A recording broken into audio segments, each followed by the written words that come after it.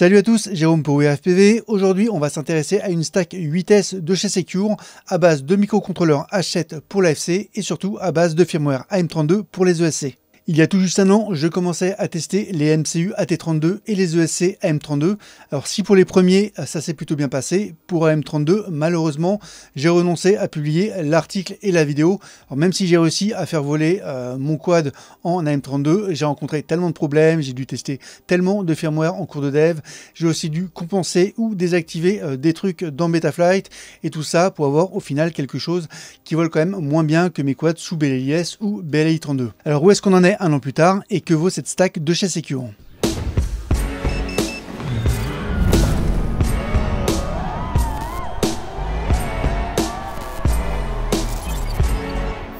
On connaissait la marque Secure notamment pour leur fer à souder, mais ils font en fait beaucoup plus de matos dédiés au FPV, des FC et des ESC comme on va le voir aujourd'hui, mais aussi des RX et des GPS. On a demandé cette stack pour la tester, mais à la base, ils nous avaient contacté pour un autre produit qu'on a décliné. En effet, en ce moment, la marque fait un petit peu débat à cause notamment d'un modèle de drone 10 pouces dont l'usage laisse quand même assez peu de place au doute. A priori, comme Rotor Riot ou Orca entre autres, ils semblent proposer du matériel destiné à être utilisé dans le cadre de conflits armés.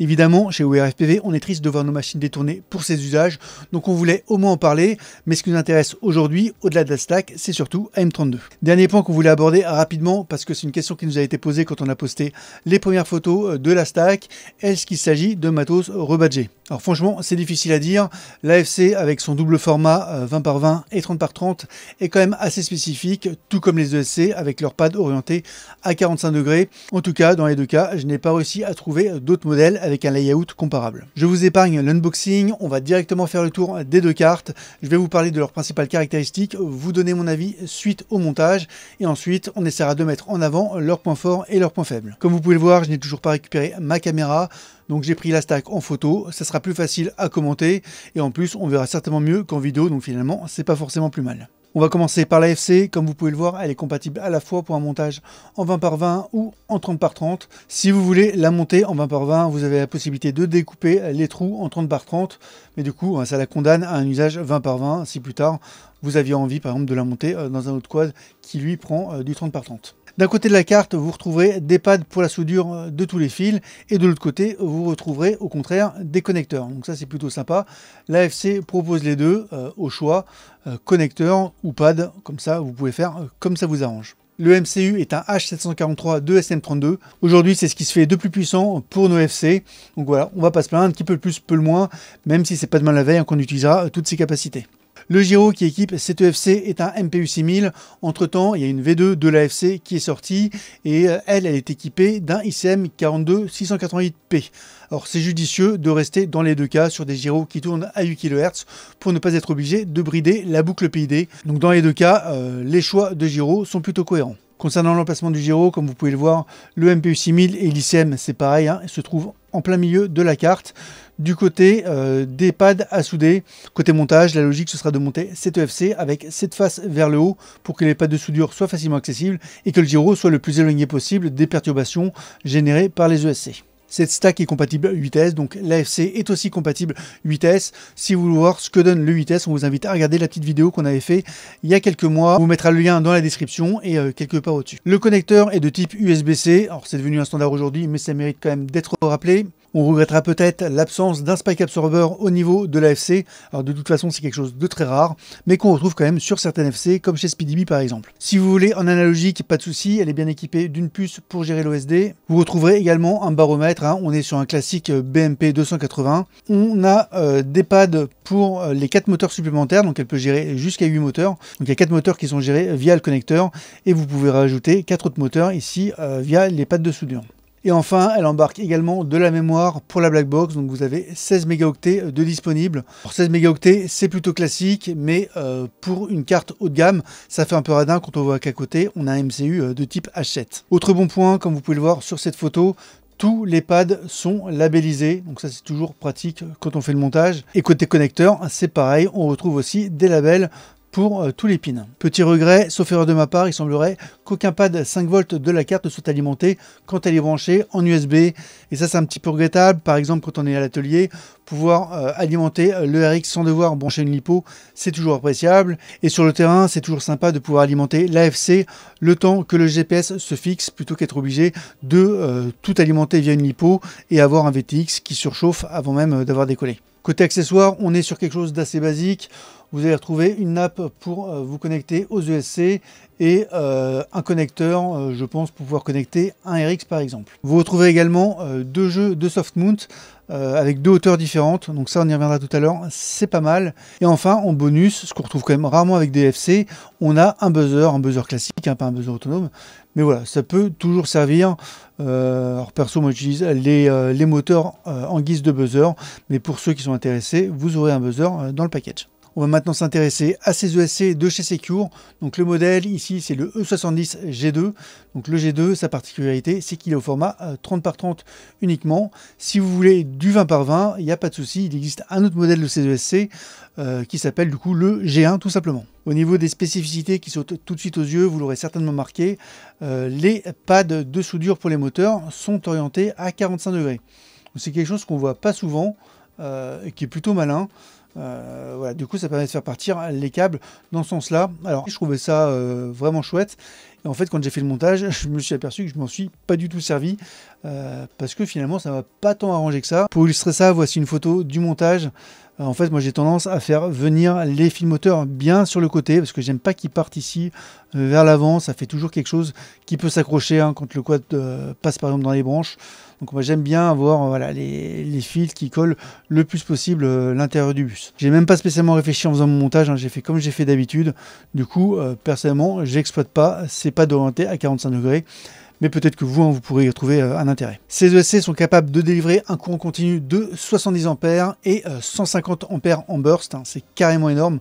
Pour un 5 pouces, vous avez de quoi voir venir large. Et ça ira aussi très bien avec deux plus gros quads qui ont des plus gros moteurs. Ils sont donnés pour supporter une PWM frequency allant de 16 à 128 kHz. Évidemment, comme on l'a dit depuis le début, la stack supporte le 8S et donc ces ESC supportent également le 8S. Comme pour l'AFC, on a un côté équipé d'un connecteur et l'autre côté est équipé de pads à souder. Ça pour moi c'est vraiment quelque chose d'important. Par exemple si le connecteur est arraché ou en tout cas devient inexploitable, ça nous fait une solution de repli pour pouvoir continuer à utiliser nos ESC en soudant les fils ici entre l'AFC et les ESC. Et en bonus ça permet aussi de récupérer un pad ground et un pad VBAT. Du coup moi j'en profite pour alimenter mon VTX via ce pad VBAT parce que sinon celui sur l'AFC il se trouve à l'opposé du VTX. Donc voilà, c'est très pratique d'avoir ça d'accessible. Là encore, on regrette l'absence de spike absorber directement intégré sur l'AFC. Moi, c'est vraiment quelque chose que j'apprécie sur les ESC SpeedyBee. Ça permet quand même de gagner en place. Que moi, j'ai l'habitude quand même de monter un spike absorber sur la plupart de mes builds, même si récemment, hein, j'en ai un qui a grillé. Alors, est-ce qu'il a protégé mon build ou est-ce que c'est lui qui a été la cause du problème? Je ne sais pas. Bon, en tout cas, tout le reste électronique est sain et sauf. Mais lui, il a pris feu. Bon. Je continue quand même à en mettre, hein, sur ce montage j'ai mis un spike absorber. Concernant les pads de soudure pour la pigtail de la lipo, d'un côté la surface est assez grande et de l'autre la surface est beaucoup plus limitée. Voilà, comme vous pouvez le voir, côté connecteur c'est beaucoup plus limité. Côté pad de soudure on a plus de surface, donc là aussi comme pour la FC où finalement le sens de montage était plus ou moins imposé. Là ça va être pareil, on aura tendance à mettre cette face sur le dessus pour avoir une grande surface de soudure pour la pigtail et en plus ça permettra d'éviter d'avoir le connecteur qui se retrouve entre les ESC et la FC. Parfois si côté FC il y a un autre connecteur en vis-à-vis, voilà, ils peuvent se toucher et c'est pas idéal. Donc finalement je pense que le sens de montage qui s'impose quasiment systématiquement ça va être celui-ci, donc cette face vers le haut. Côté packaging, on est aussi sur du classique. Vous retrouverez des câbles pour la pigtail. On est sur du 12 AWG. Donc personnellement, j'utilise jamais ça.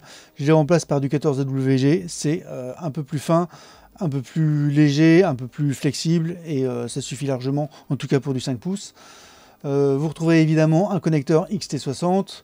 Vous retrouverez un câble pour connecter les ESC à l'AFC. Il y a également un petit condensateur de 35 volts et 680 microfarad il me semble, et vous retrouverez un petit set de gummies. Les soft mounts qui sont fournis avec, je les trouve super hauts Dans mon build, j'ai un écrou sous les ESC, donc l'écrou plus cette hauteur de soft mount, ça me montait les ESC de manière abusée.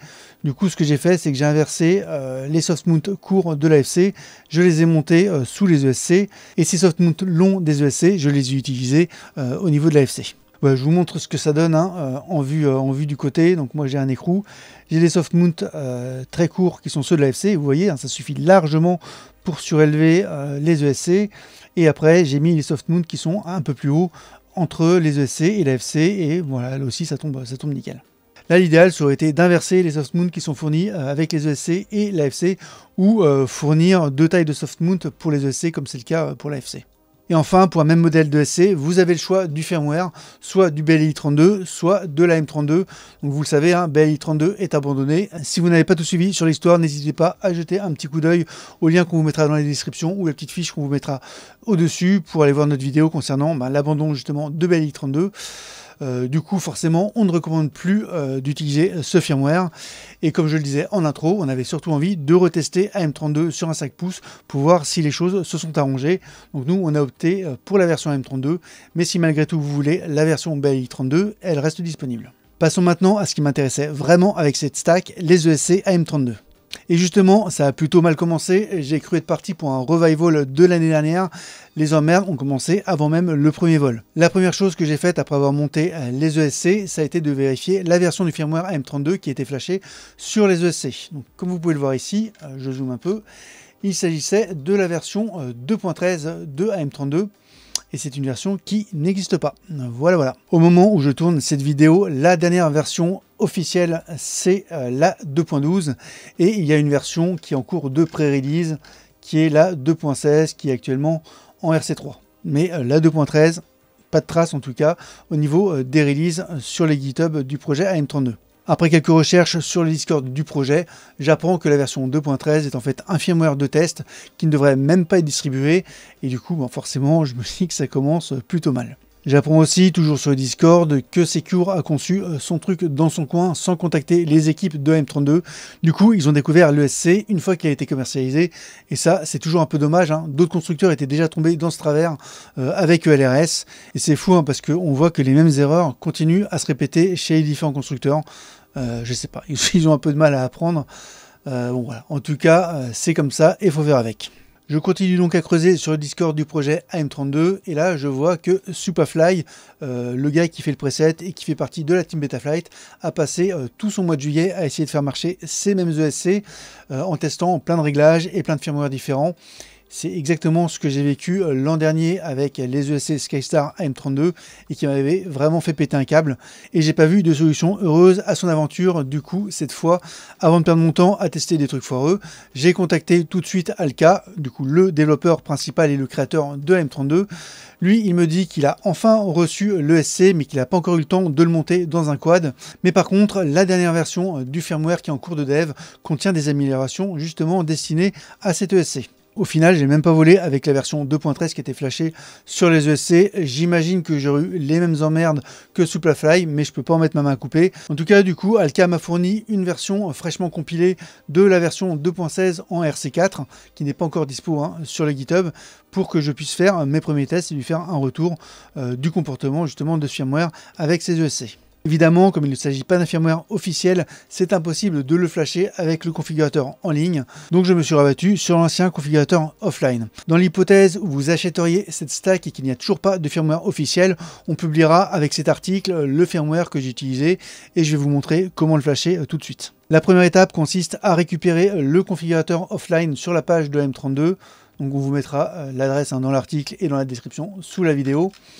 Vous scrollez un petit peu et vous allez ici au niveau Firmware Release et Configuration Tool. Et ce qui va nous intéresser, alors moi je suis sous Windows, donc je vais prendre le Configuration Tool de Windows ici. Donc vous cliquez dessus, vous le téléchargez. Une fois que vous l'avez téléchargé, vous pouvez le décompresser et vous pouvez lancer l'exécutable Serial Port Exe ici. Si jamais vous avez une alerte de sécurité de Windows, dites exécutez quand même, il n'y a pas de souci. Évidemment, au préalable, il faudra avoir récupéré le firmware qu'on vous aura mis à disposition dans l'article. Comme à chaque fois qu'on veut flasher des ESC, il faut brancher la LiPo. Et comme toujours, on fait attention, on retire les hélices pour éviter un drame. Donc on alimente les ESC. On connecte l'AFC au PC. Et à partir de là, on va pouvoir se connecter. Alors moi, je sais que c'est le COM8. Pour le coup, ma FC, si vous avez un doute, regardez dans Betaflight le port COM. Et là, vous pouvez vous connecter. Alors ça, c'est rudimentaire. Quand vous cliquez sur M1, moteur 1, ça vous affiche la config de l'ESC. Si vous voulez flasher maintenant les ESC, il faut aller dans l'onglet Flash. Vous allez commencer par sélectionner le firmware que vous souhaitez flasher. Ici, moi, c'est AM32 Secure 81 G071 2.16 RC4. Et ensuite, pour flasher l'ESC, il suffit de faire Flash Firmware. Et c'est parti. Ça flash. Comme vous avez pu le voir, il y a eu un petit message qui s'est affiché très rapidement, Flash Success ou quelque chose comme ça. Donc là, j'en ai fini avec mon moteur 1. Ça prend un peu de temps, hein, ça dure peut-être pas loin de 30 secondes, entre 30 secondes et 1 minute par ESC. Donc n'hésitez pas à mettre un ventilateur sur votre config pour pas que le VTX chauffe trop par exemple. En tout cas, une fois que vous avez fait le premier moteur, vous pouvez passer au deuxième. Vous cliquez sur M2. Donc voilà, là on flash le deuxième ESC. Sachez quand même qu'une fois que vous avez chargé le firmware pour flasher le premier ESC, pour flasher les ESC suivants, il n'y a pas besoin de reload le firmware. Il suffit de faire un flash firmware directement à chaque fois. Et hop, flash success. Voilà. Et vous faites pareil pour les ESC 3 et 4. Quand vous avez terminé, vous fermez la connexion et vous débranchez le tout. Bonne nouvelle, une fois que vous avez flashé les 4 ESC avec le bon vieux configurateur en offline, vous pouvez à nouveau utiliser le configure online pour faire la configuration des ESC. Donc on rebranche nos ESC. On rebranche l'AFC. Et à partir de là, on va se rendre sur le site officiel am32.ca. Vous pouvez aller dans l'onglet configurateur, mais sinon ça vous y emmène automatiquement. À partir de là, vous allez cliquer sur Port Select. Vous allez choisir celui qui correspond à votre machine. Donc moi, c'est le COM8. En général, il n'y a pas 36 choix de toute façon. On fait connecter.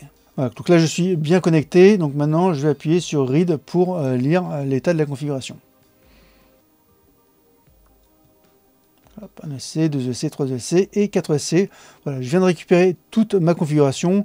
Donc comme vous pouvez le voir là, enfin je ne sais pas si vous pouvez le voir niveau qualité de l'affichage, mais en tout cas, on est bien maintenant en version 2.16 et on a accès à tous les réglages des ESC.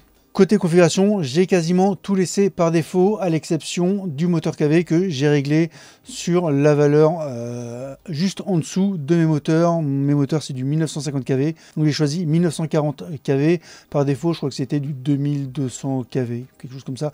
Ça marchait bien quand même, mais bon, vaut mieux se mettre sur une valeur proche de vos moteurs. Et pour tout le reste, j'ai laissé par défaut le timing advance ici de 15 degrés. C'est la valeur qui est recommandée. C'est une valeur qui est à la fois sûre et plutôt pas mal en performance. Si vous le baissez, vous aurez encore de meilleures performances au risque d'avoir plus de desync. Donc là, 15 degrés apparemment, c'est plutôt pas mal. Et au niveau du PWM Frequency, pareil, j'ai laissé par défaut entre 24 et 48 kHz. Et tout le reste, j'y ai pas touché. Voilà. Je ne vais pas aller plus loin, peut-être qu'on fera une vidéo plus tard sur la configuration ou l'optimisation de AM32. C'est pas le sujet aujourd'hui et j'en ai pas eu besoin non plus. Quand vous avez terminé tous vos réglages, vos retournements de moteur, c'est vrai que j'ai pas testé si on peut inverser les moteurs depuis Betaflight. Les miens étaient tous dans le bon sens, donc j'ai pas regardé. Je vous laisserai découvrir. En tout cas, si ça marche pas depuis Betaflight, vous pouvez le faire à partir d'ici. Voilà, quand vous avez tout terminé, vous vous déconnectez et vous pouvez débrancher votre machine. Voilà, c'est configuré. Vu mon expérience passée, j'étais pas très optimiste, mais c'est monté dans un quad et on va pouvoir aller tester tout ça sur le terrain. Avant d'aller voler, je vous montre quelques images du build. J'ai récupéré le Geno que j'avais éventré en bandeau cet été. J'ai changé la bottom, j'ai remplacé 2 moteurs qui étaient morts. J'en ai 2 autres qui ont pris des coups, mais qui tournent encore correctement, donc je les ai pas changés. Comme c'est le cas la plupart du temps sur mes builds, j'ai ajouté un spike absorber. Je sais pas si on en verra quelque part là. J'ai ajouté un spike absorber, j'utilise un condo 35 volts de 1000 microfarad. Voilà, rien de particulier. J'ai essayé de faire un montage à peu près propre comme d'habitude. J'ai utilisé surtout les pads qui sont sur l'arrière ou sur le côté pour réduire la longueur de fil qui passe au-dessus de l'AFC. Le MPU 6000, donc là le gyro est bien dégagé. Qu'est-ce que je peux vous dire d'autre? La stack est bien soft montée, c'est bien serré, mais pas trop. Il n'y a pas de souci de contact entre les ESC et le châssis. Il y a un espace correct entre les ESC et l'AFC. Il me reste de l'espace au-dessus. Voilà, bref, le montage est plutôt propre. Normalement, je ne devrais pas avoir de soucis, en tout cas liés au montage. Je vous mettrai quelques images de vol pendant que je vous parlerai de mes premières impressions, mais juste avant, je vais vous passer quelques manœuvres de test, histoire de vous donner un aperçu du comportement sur les arrêts nets, de mouvements très rapides, sur des full gaz et sur un petit peu la gestion du prop wash. Donc ça va aller très vite, hein, il y aura un petit coup de roll, un petit coup de pitch, un peu de full et quelques splittesses. Vous voyez, sur le roll, l'arrêt il est quand même très net. Sur le pitch, c'est pareil, l'arrêt est super net.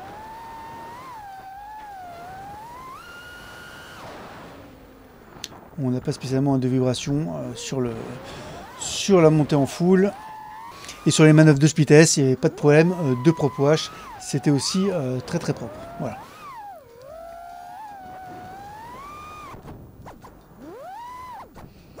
Comme promis, je vais laisser tourner un vol pendant que je vous donne mes premières impressions. Alors l'année dernière, ça avait été un cauchemar. J'avais dû désactiver le D-Shot bidirectionnel et le Dynamic Idle. Sinon, j'avais des desyncs avec les ESC AM32 sur les mouvements très rapides. Et même malgré ça, ça volait quand même pas de ouf. Je ne vais pas tourner autour du pot. Il ne m'aura fallu que quelques secondes de vol pour que je réalise que les problèmes étaient réglés. Le feeling était absolument génial et j'ai rien coupé côté Betaflight. Il est tuné comme mes quads BLI32 et j'ai peut-être même encore un petit peu plus réduit le filtrage que sur certains de mes quads. Quand Elka me disait que AM32 c'était censé driver les moteurs plus efficacement que BLI32, jusque-là j'étais pas convaincu. Là, rien que l'arrêt net sur les rolls et sur les flips est ultra propre, la gestion du prop wash est excellente. Franchement, ce vol a vraiment dépassé toutes mes attentes. Je m'attendais à rien de miraculeux sur ce test, j'avais même peur que ce soit complètement foireux. Et finalement, j'ai pris énormément de plaisir à voler avec ce quad et ces ESC. Il y a vraiment un côté qui est ultra clean sur, je ne sais pas trop comment le décrire, hein, mais c'est vraiment typiquement sur les flips et les rolls ultra rapides. On voit que les moteurs sont hyper réactifs. Ils démarrent au quart de tour et ils s'arrêtent super net, super propre. Je suis presque tenté de dire que ça vole mieux que mes quads sous BLI32. Je vais pas trop m'avancer, je vais encore faire pas mal de vols pour continuer à me faire un avis plus abouti, mais voilà, en tout cas la première impression est excellente avec les modules récentes de AM32.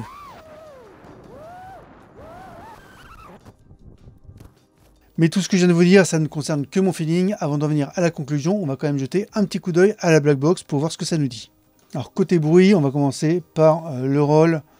Bon, ça c'est le signal gyro non filtré. Donc ça c'est un vol de test qui a duré 50 secondes. J'ai mis des gros coups de full, des rolls, des flips rapides. Voilà. Il n'y a pas de bruit, il n'y a pas de bruit à noter. Enfin, c'est même ultra clean.